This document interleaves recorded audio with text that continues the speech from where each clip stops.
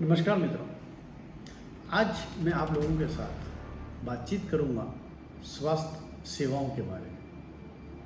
कुछ बताने की कोशिश करूंगा, कुछ समझाने का यत्न करूंगा। सबसे पहले हमें एक बात समझनी होगी कि जो स्वास्थ्य सेवाएं हैं ये राज्य सरकार की जिम्मेदारी होती है। उसका मूलभूत ढांचा तैयार करना, सुविधाएं अपने नागरिकों को उपलब्ध कराना, ये राज्य की सरकार की प्राथमिक जिम्मेदारी होती है। So let's understand, health is a state subject and it is the responsibility of the state government to provide health services to its citizens.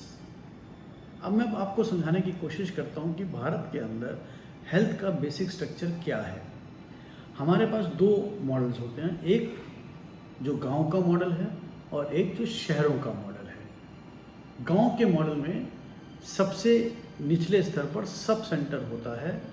Sub centre के अंदर किसी तय समय के अंदर डॉक्टर्स वहाँ विजिट करते हैं गांव में, और जिसको कोई डॉक्टर से सलाह मशवरा करना होता है, उपचार कराना होता है, वो डॉक्टर से पास जाता है, उसको दिखाता है और अपनी दवा लेता है।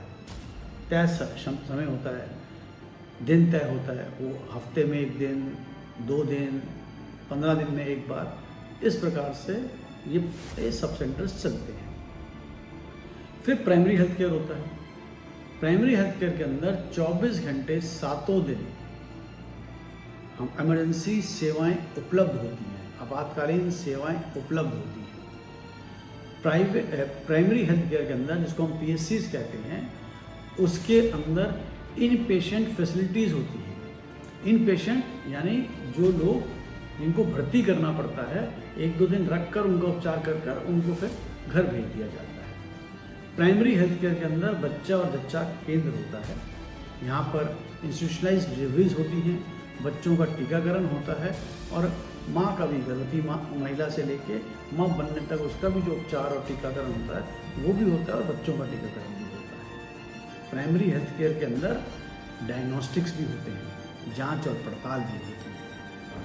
उसके बाद कम्युनिटी हेल्थ केयर होता है। कुछ गांवों के लिए कम्युनिटी हेल्थ केयर मिल जाता है। कम्युनिटी हेल्थ केयर के अंदर ये सब सुविधाओं के साथ साथ कुछ डायग्नोस्टिक की सुविधाएं और उपलब्ध होती हैं, कुछ स्पेशलाइज सर्विसेज भी होती हैं। फिर जिला स्तर पर एक अस्पताल होता है जिसके अंदर और अधिक सुविधाएं उपलब्ध होती हैं। शहरों के अंदर डिस्पेंसरीज होती हैं, फिर अस्पताल होते हैं। हमारे दिल्ली के अंदर, दिल्ली के हमारे मुख्यमंत्री श्री अरविंद केजरीवाल जी ने पिछले 6 सालों के अंदर कहा कि हम मोहल्ला क्लिनिक बना रहे हैं। अब मोहल्ला क्लिनिक क्या है? वादा किया था उन्होंने डिस्पेंसरीज बनाने का, बना दी मोहल्ला क्लिनिक। वो भी जितना किया उतनी बनी नहीं। मैं उस पर डिबेट पे नहीं जाना चाहता। मैं आज केवल और केवल टेक्निकल इशू पे बात कर रहा हूँ।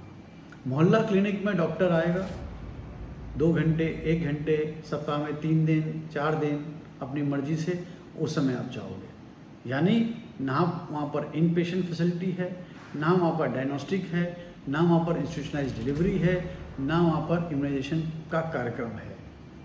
तो दिल्ली जो भारत की राजधानी है, एक मेट्रोपॉलिटन सिटी है, आपने उस दिल्ली के अंदर गाँव का सब सेंटर का इंफ्रास्ट्रक्चर क्रिएट करने का प्रयास किया।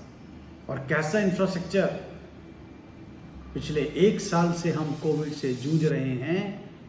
केजरीवाल जी, आप जवाब दें, क्या इन मोहल्ला क्लिनिक के अंदर किसी एक व्यक्ति का भी कोरोना का टेस्ट हुआ या नहीं हुआ? उत्तर है नहीं हुआ। आप जवाब दें, किसी एक व्यक्ति का भी यहाँ पर कोरोना के कृत इम्यूनाइजेशन कार्यक्रम, जो वैक्सीन है वो लगी, दवा लगी, वैक्सीनेशन लगी, हुई? उत्तर है नहीं लगी।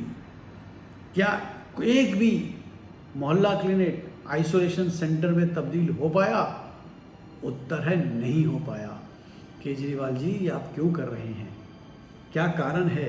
आप हमारे बच्चों के भविष्य और दिल्ली के भविष्य के साथ ऐसा अन्याय क्यों कर रहे हैं? और जब मैं ये कह रहा हूँ ना कि आप हमारे बच्चों के साथ अन्याय कर रहे हैं, तो मैं इसलिए कह रहा हूँ कि एक तरफ तो आपने दिल्ली के हेल्थ के इंफ्रास्ट्रक्चर को चरमरा दिया, तहस नहस कर दिया, दूसरी तरफ एक तरफ इंफ्रास्ट्रक्चर चाहिए होता है, दूसरी तरफ हमारे को ह्यूमन रिसोर्स चाहिए होता है, मैन पावर चाहिए होती है, नर्सेज चाहिए, डॉक्टर्स चाहिए, पैरामेडिक्स चाहिए। दिल्ली के सरकारी स्कूलों के अंदर 79% से अधिक स्कूल ऐसे हैं जिसमें 11वीं और 12वीं में विज्ञान पढ़ाया ही नहीं जाता, और जो 20-21% में विज्ञान पढ़ाया जाता है ना, उसमें में बायो नहीं पढ़ाई जाती सब में। तो जब आप बायोलॉजी पढ़ाओगे नहीं, विज्ञान पढ़ाओगे नहीं, तो कल डॉक्टर्स कहाँ से बनेंगे, कल नर्सेज कहाँ से आएंगी, कल पैरामेडिकल्स कहाँ से आएगा। आप ऐसा क्यों कर रहे हैं?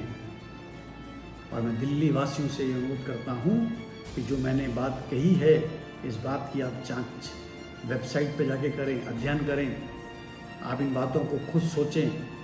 जो मैंने कहा है वो तथ्यों पर आधारित बात कही है, या क्या ये एक रेट्रिक था? और जब तथ्यों पर आधारित है तो मैं आपसे हाथ जोड़कर निवेदन करता हूँ, आप इस बात को जन जन तक पहुँचाइए ताकि केजरीवाल के ऊपर दबाव पड़ सके और दिल्ली सरकार के मुखिया अपनी गलतियों को सुधार, दिल्ली की मूलभूत सुविधाओं को उपलब्ध करा सकें। और जिन स्कूलों के अंदर विज्ञान को बंद कर दिया है, हम विज्ञान को और पढ़ाएं ताकि दिल्ली के बच्चे, दिल्ली के सरकारी स्कूलों में जो बच्चे पढ़ने जाते हैं, उनको भी डॉक्टर्स, नर्सेज, पैरामेडिक्स और इंजीनियर बनने का अधिकार है। उस अधिकार से उनको वंचित ना करें।